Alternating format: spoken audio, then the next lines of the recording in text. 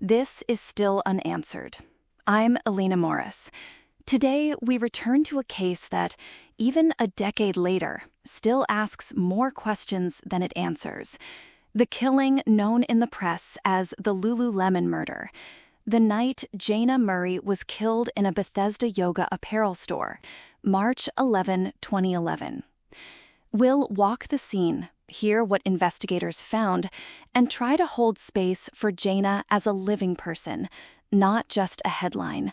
With me is Dr. Marcus Ellery, a forensic psychologist who consults on violent cases and has spent years thinking about what overkill and staged crime scenes might tell us. Marcus, thank you for being here. Thanks, Elena. Glad to be with you. I should say up front, I'm not here to diagnose Brittany Norwood from a podcast recording. That would be irresponsible. What I can do is talk through behavioral patterns, risk factors, and what the evidence suggests in terms of planning, impulse, and escalation. I want to make sure we keep Jayna at the center of this. Absolutely. We'll start where the episode probably should have started the night it happened, the store. Imagine Bethesda Avenue on a Friday night. Polished sidewalks, the glow from the Apple store next door. People who've come from late dinners or yoga classes. Lululemon at that time was aspirational, expensive leggings, a wellness vibe. It felt, to many people, safe. And then something unimaginable happened inside that glass box. Marcus, why do we need to emphasize the setting here? Because the setting matters for how people interpreted sounds that night, and for the shock afterward. In a place like Bethesda, low violent crime, affluent shoppers, a violent struggle feels incongruent. That incongruence changed how bystanders processed the situation. They didn't jump to the conclusion that someone was being murdered. They heard noise, they rationalized it. That's important when we look at what the Apple Store workers later said they heard. Right. We'll come back to that bystander piece. But first, who was Jayna? And why does Still Unanswered insist on starting with the person we lost? I mean, she was 30, finishing 2 master's degrees at Johns Hopkins, engaged to be married at some point. Her boyfriend Fraser was looking at rings. She had family who adored her.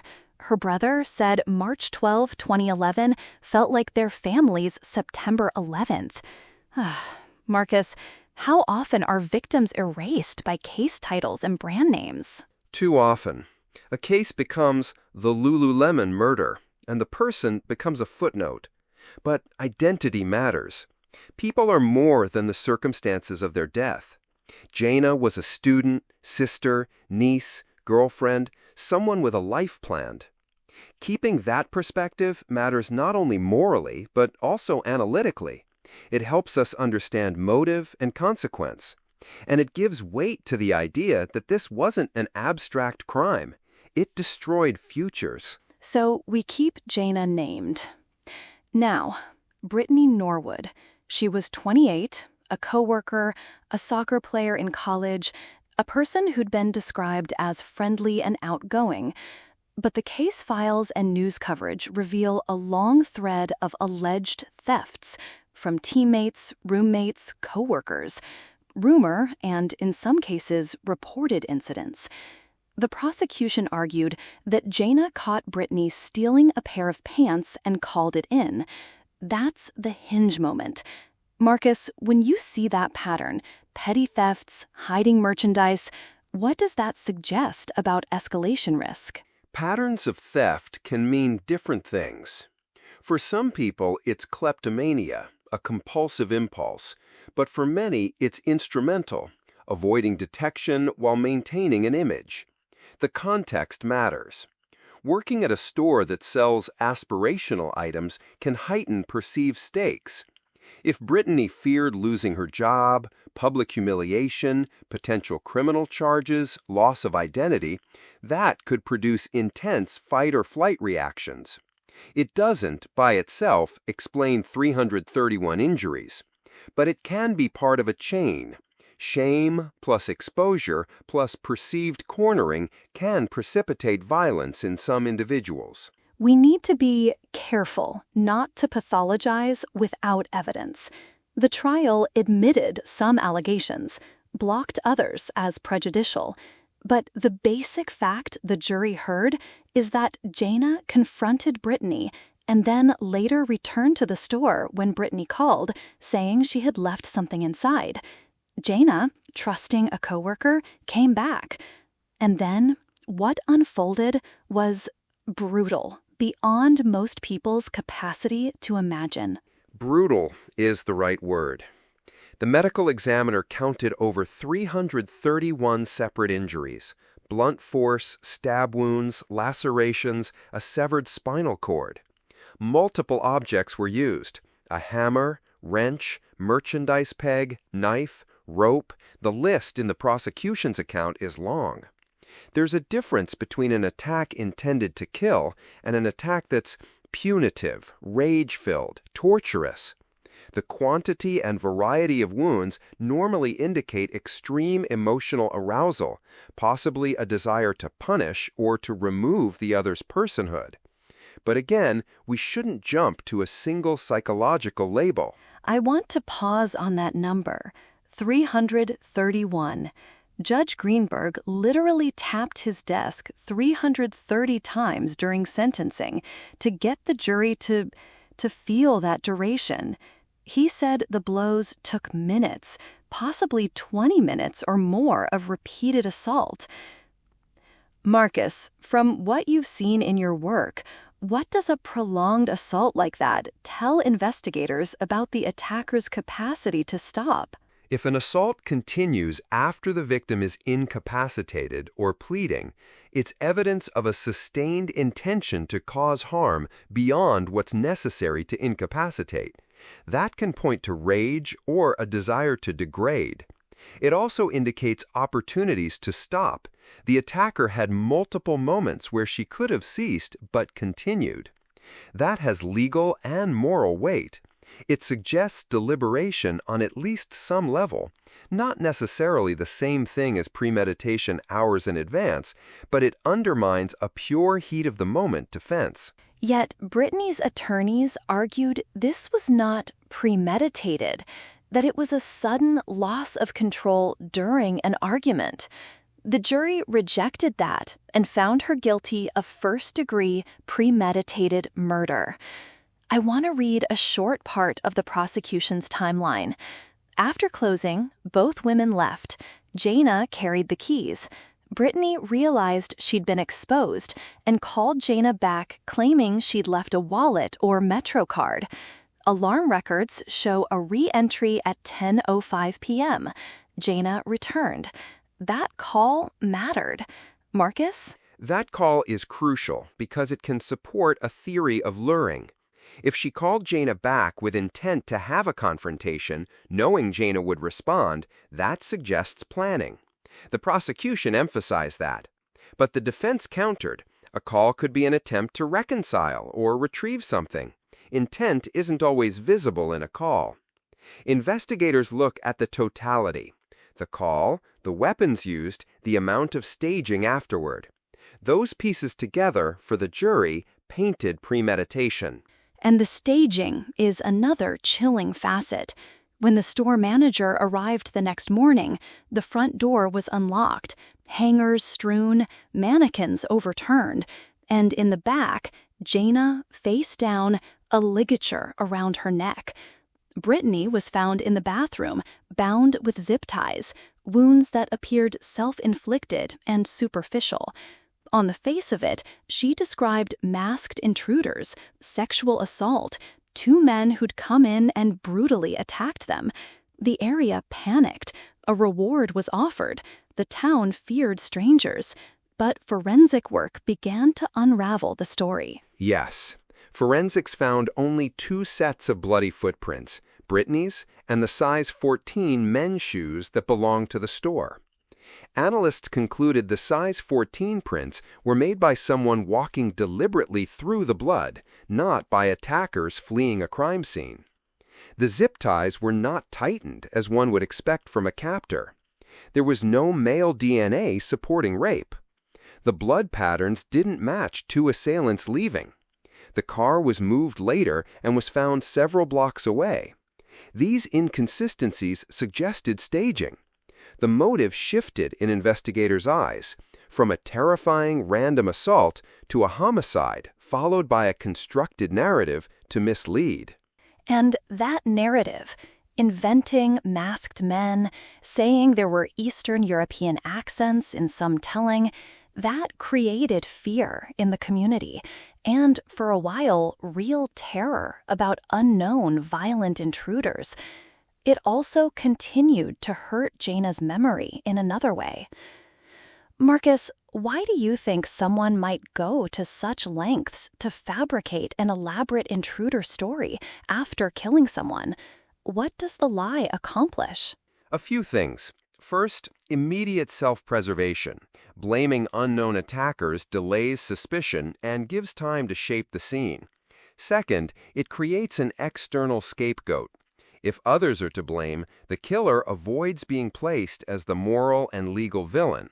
Third, for some perpetrators, inventing a bigger, scarier story can amplify sympathy, a twisted attempt to align oneself with victimhood rather than culpability. The staging also buys time while they attempt to establish an alibi or reduce immediate scrutiny. None of these are excuses. They're pragmatic explanations for why someone would go to such lengths. That pragmatic element, moving Jayna's car, making fake footprints, wounding herself, investigators saw it as deliberate. She allegedly moved the car after the killing to suggest the intruders left in a vehicle. Phone and alarm records didn't fit Brittany's story. Within a week, she was arrested. I want to bring the Apple Store witnesses back in. Employees there said they heard muffled thumps and a woman screaming. Phrases like, "Talk to me," "God help me," "Stop." Some heard two women's voices arguing.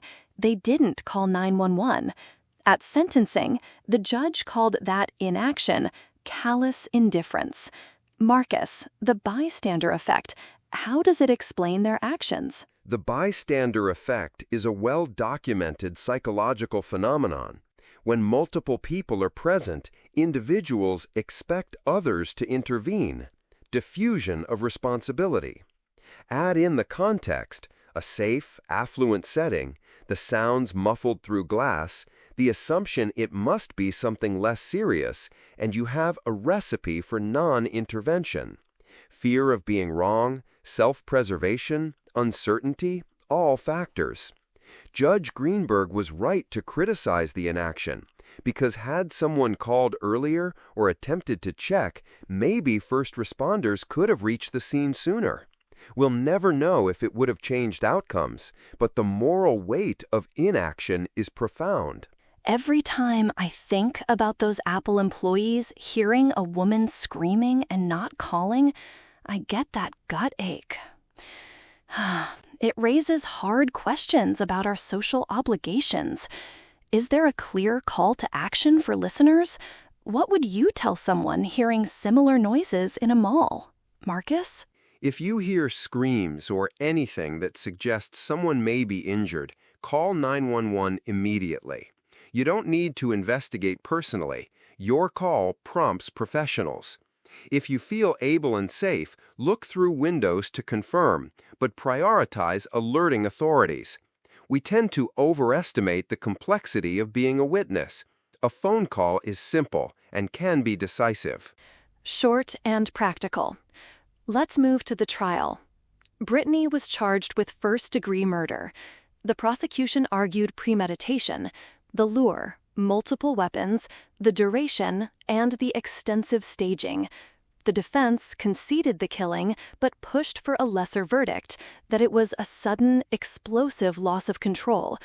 The jury convicted in November 2011. At sentencing in January 2012, Judge Greenberg described Norwood as cold-blooded, brutal, calculated, deliberate, devious, and malicious, calling her one hell of a liar, and handed down life without parole. Marcus, how do sentencing comments like that factor into our view of the case? are they purely rhetorical, or do they reflect judicial reasoning about danger to the community? They perform both functions. Judges often use sentencing statements to explain how they weighed aggravating and mitigating factors, the sustained nature of the assault, the elaborate cover-up, the lies that amplified community harm. Greenberg's statements underline that he saw continued risk. The combination of violence plus deception suggested to him an individual who posed a serious ongoing threat. Rhetorically, it also acknowledged the Murray family's suffering and justified a harsh sentence. It's not just flourish, it's the judge articulating why society should keep this person incarcerated indefinitely. And yet, even with a life without parole sentence, our series is called Still Unanswered for a reason. There are questions left. Marcus, you and I both work with cold files sometimes. What are the persistent unknowns here that keep people asking why? Several things. First, the level of overkill. Why 331 injuries? That level of gratuitous violence often indicates deep rage, humiliation, or a psychological need to punish. Second, the exact mental state in the moments leading up to the attack. Did Brittany intend to kill when she made the call, or did things escalate? Third, the role of earlier theft allegations. Could stronger intervention by managers earlier have prevented escalation? Fourth, the extent to which the staged narrative was designed to harm not only the family, but an entire community by fabricating a fear of random attackers.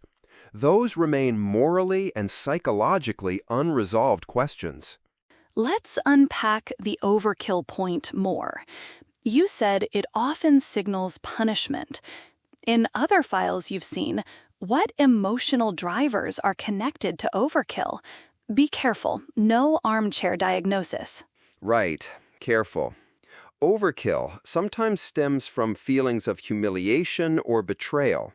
If the perpetrator believes they've been exposed in front of others, that their social identity is under threat, the violence can become a method of reasserting control and silencing the person who threatened that identity. It can also be displacement, piling violence on to redirect internal rage toward one external target. Some overkill homicides occur where the perpetrator and victim had close contact. Relationship dynamics feed into it. All of that could be relevant here, given the coworker relationship and the alleged theft exposure. But there's a difference between could and did, and juries have to rely on evidence. Now, one of the interesting legal points was that the judge limited some of the prosecution's attempts to introduce every prior theft allegation. The defense argued those were prejudicial. Marcus, how does evidence of prior misconduct factor into a jury's assessment of premeditation and motive? Isn't it tempting to let character evidence speak for itself? It is tempting, but the legal system limits it because character evidence can unfairly bias jurors. What prosecutors often want to show is a pattern, that this killing was connected to an established behavior, like repeated theft.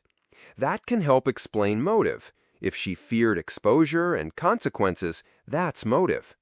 But courts balance probative value against prejudice. In this case, enough evidence remained for the jury to see theft as central to the conflict, even if not every prior allegation was admitted. Listeners should know, the trial included graphic images and testimony. Jurors were visibly shaken. There's no doubt the physical evidence was overwhelming.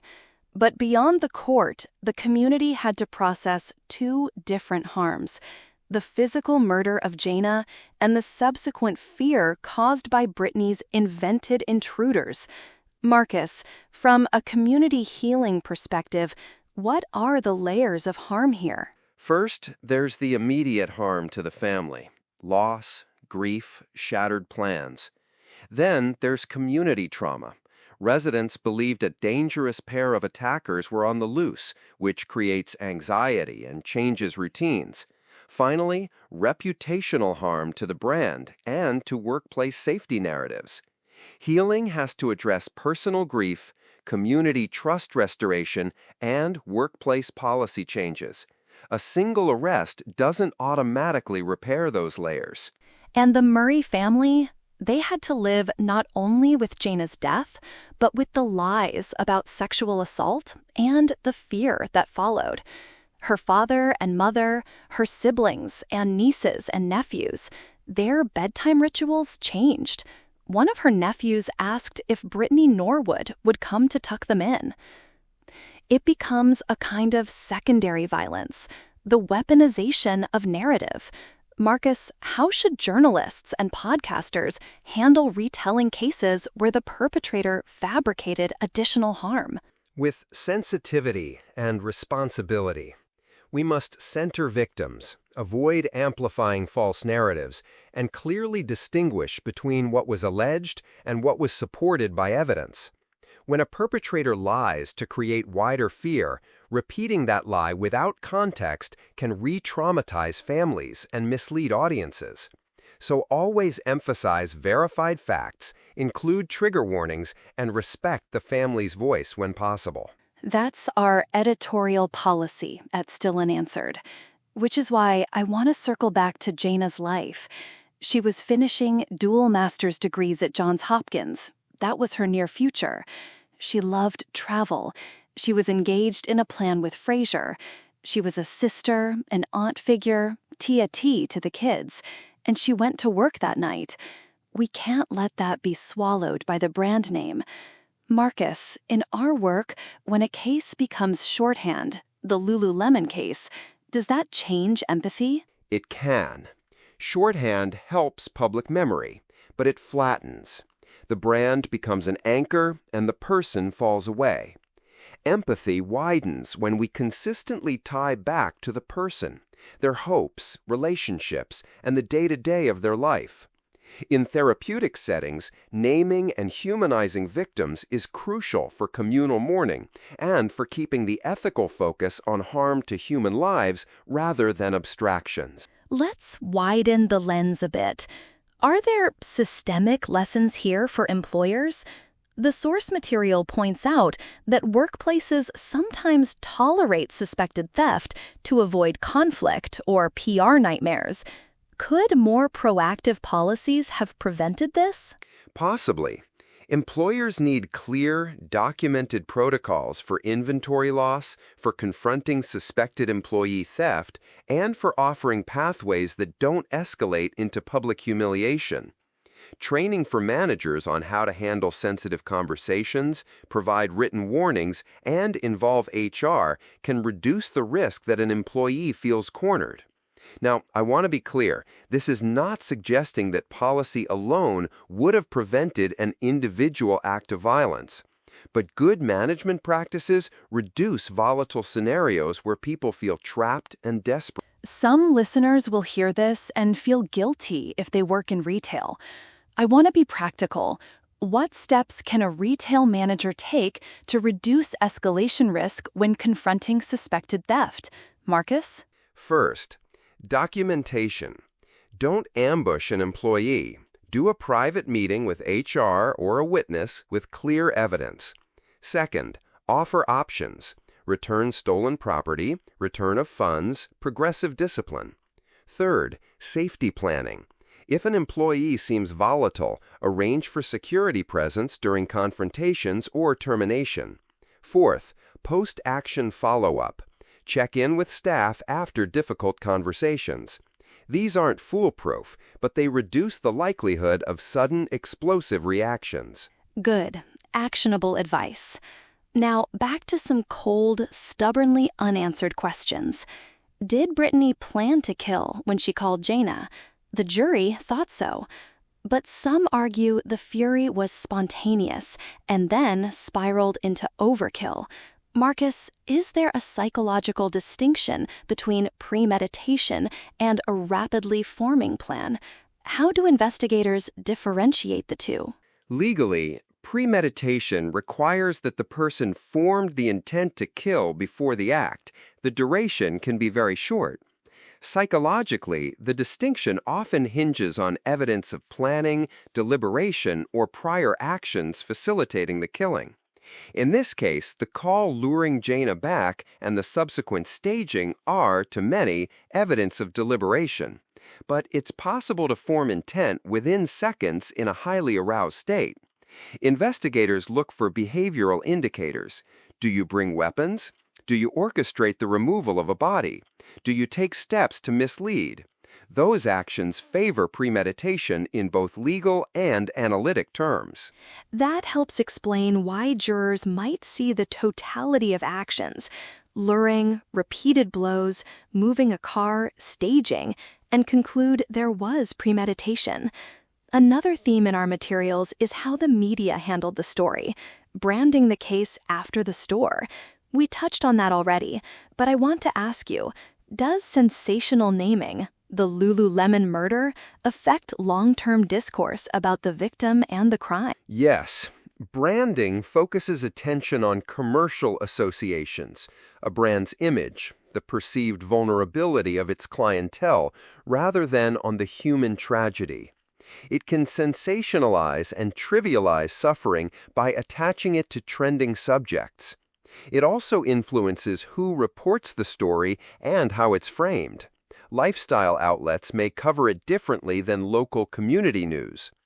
Journalists should aim to anchor naming to victims when possible, the murder of Jayna Murray rather than a retail brand. That restores the human frame. We do that intentionally. Now, I want to acknowledge listeners who are sensitive to violent details. This case includes graphic injuries and a long assault description. We won't go through gory minutiae, but you should know the ME documented severe, repeated trauma. If you need a break, please pause this episode. Okay. Marcus, 2 last analytical questions before we move to personal reflections. 1. Do you think the sentence of life without parole was proportionate? 2. Is there any hope for rehabilitation in cases with such brutality and deliberate deception? On proportion, that's partly legal, partly moral. From a legal standpoint, the crime qualified for the harshest penalty available short of death.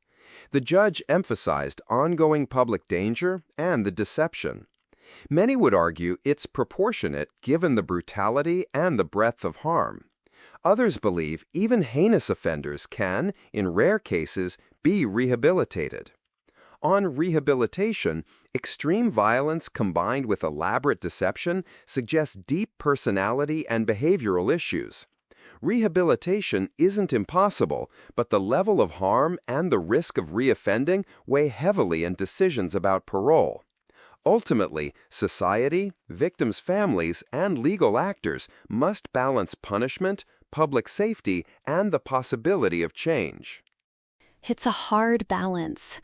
All right, I want to invite you, Marcus, to help me close this analytical section by reflecting on what the 331 injuries and the staged scene together tell us about motive, at least in a broad sense, not a diagnosis, a reasoned interpretation. When you look at the combination, the alleged theft exposure, the call to bring Jayna back, the sustained and varied injuries, then the elaborate staging, a plausible interpretation is this: an intense fear of exposure and humiliation sparked a violent, punitive response.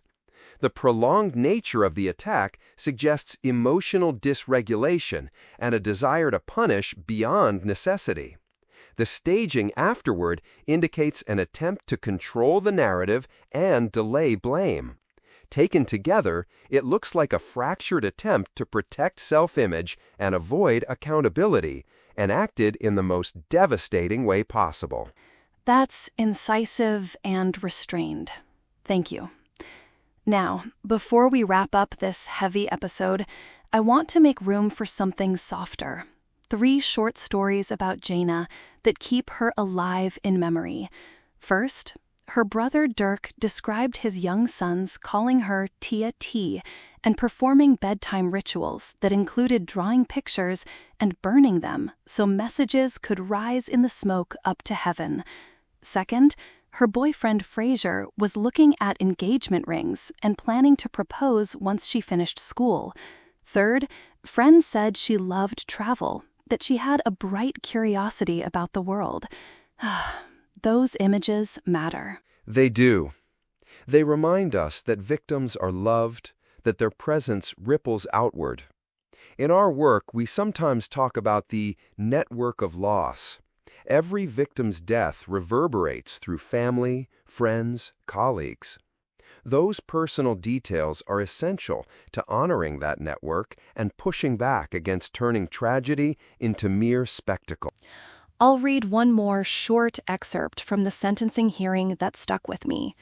Jayna's father said he believed the sentence was absolutely the right sentence, and that the family was trying to create a new normal. The judge, after listing the injuries and the deception, said he was exceedingly reluctant to grant her even the slightest chance of doing this to another member of the community. That language reflects a community's fear. Marcus, final question. What does justice look like in a case like this, from your perspective? Justice is complicated. It includes accountability, a fair trial, conviction if warranted, and appropriate punishment. But justice also involves restoration where possible, supporting the family, ensuring they're heard, making institutional changes to reduce risk for future victims, and honest community reflection about bystander responsibility. For many families, the emotional restitution is never enough. Still, justice can include the societal commitment to learn and to change policies and to honor the life that was lost rather than letting it be lost to a pithy headline. Thank you, Marcus. Before we sign off, a few practical takeaways for listeners. 1. If you hear a disturbance that suggests someone might be in danger, call 911, even if you're unsure. 2. If you work in a retail environment, prioritize documented, non-confrontational methods for addressing suspected theft and involve security or HR for volatile situations. 3. Media consumers, demand that victims are named and centered in reporting. Finally, and this is for the Murray family, keep Jayna as a person, not a brand. Marcus, any last words? Mourn, remember, and act.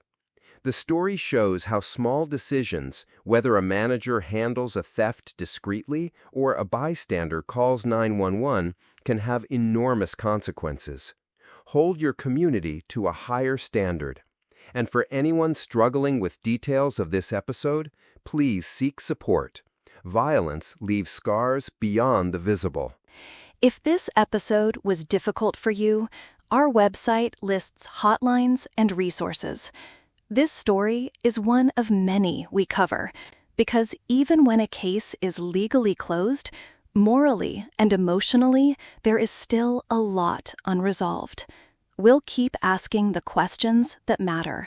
Thank you, Dr. Marcus Ellery, for your careful, measured insight. Thank you to our listeners for joining us in holding Jayna's life at the center. I'm Elena Morris. This is Still Unanswered. If you want to help keep Jayna's name alive, consider supporting the Murray Family Memorial Initiatives listed on our website. Until next time.